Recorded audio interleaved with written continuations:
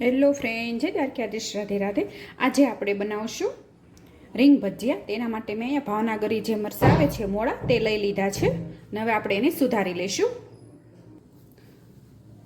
અને ધોઈને અને મેં સાફ કરી લીધા છે.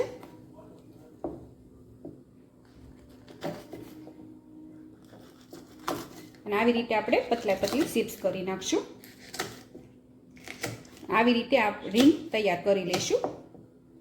તમે જોઈ શકો છો, જો.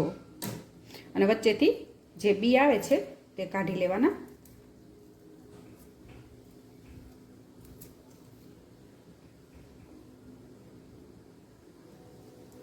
અને અહીંયા હું આ રીંગ ભજીયા અલગ જ રીતે બનાવું છું. તમે એકવાર આવી રીતે બનાવજો, બહુ સરસ બનશે.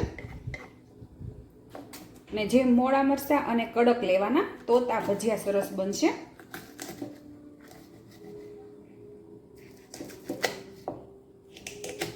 અને અહીંયા મેં બધી રીંગ તૈયાર કરી લીધી છે. હવે આપણે ઉપરનું લેયર તૈયાર કરશું.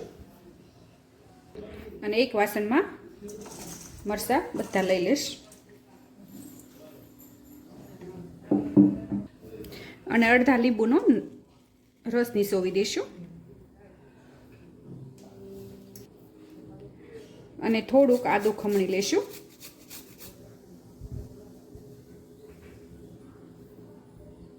સ્વાદ પ્રમાણે મીઠું ઉમેરી દઈશું.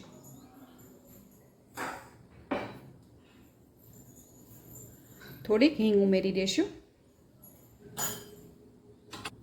અને અહીંયા મેં અજમા લીધા છે. અજમાના હથેળીમાં ક્રશ કરીને ઉમેરી દઈશું. અને બધું હાથેથી મિક્સ કરી લેવાનું.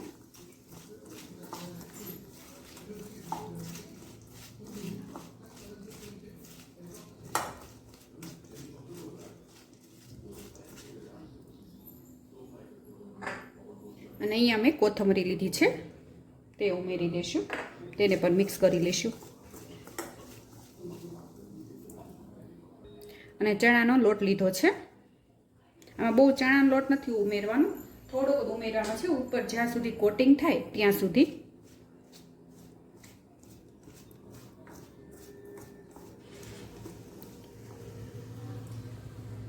અને થોડોક મેં ચોખાનો લોટ લીધો છે, તે ઉમેરી દઈશું. અને તમારી પાસે જો ચોખાનો લોટ ન હોય તો તમે એકલા ચણાના લોટથી પણ બનાવી શકો, પણ ચોખાના લોટ ઉમેરવાથી એકદમ ક્રિસ્પી અને કડક રહેશે લાંબા સમય સુધી. અને ઉપર થોડુંક પાણી સાટશું, બહુ ઝાઝું નથી ઉમેરવાનું. આવી રીતે હાથમાં લઈને અને 2-3 વાર ટીપા પડે એવી રીતે તે નાખવાનું છે.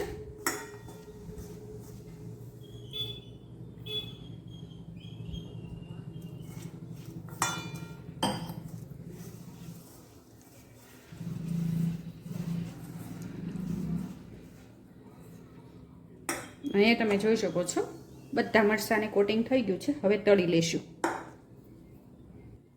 અને અહીંયા તેલ ગરમ થઈ ગયું છે.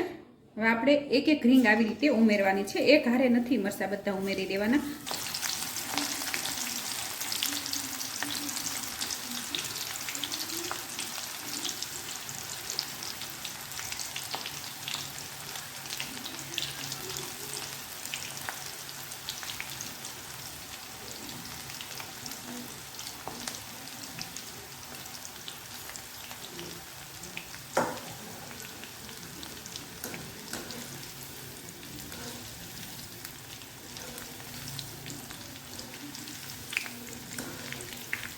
આવી રીતે પલટાવતા રહીશું અને તળી લઈશું.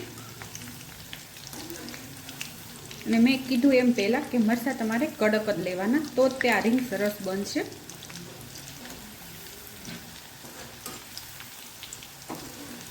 અને ક્રિસ્પી થાય ને ત્યાં સુધી તળી લેવાના છે. શકો છો, સરસ તળાઈ ગયા છે આપણી રીંગ. અને અવાજે પણ સરસ આવે છે, એકદમ ક્રિસ્પી. અને આવી રીતે આપણે બધી રીંગ તળી લઈશું.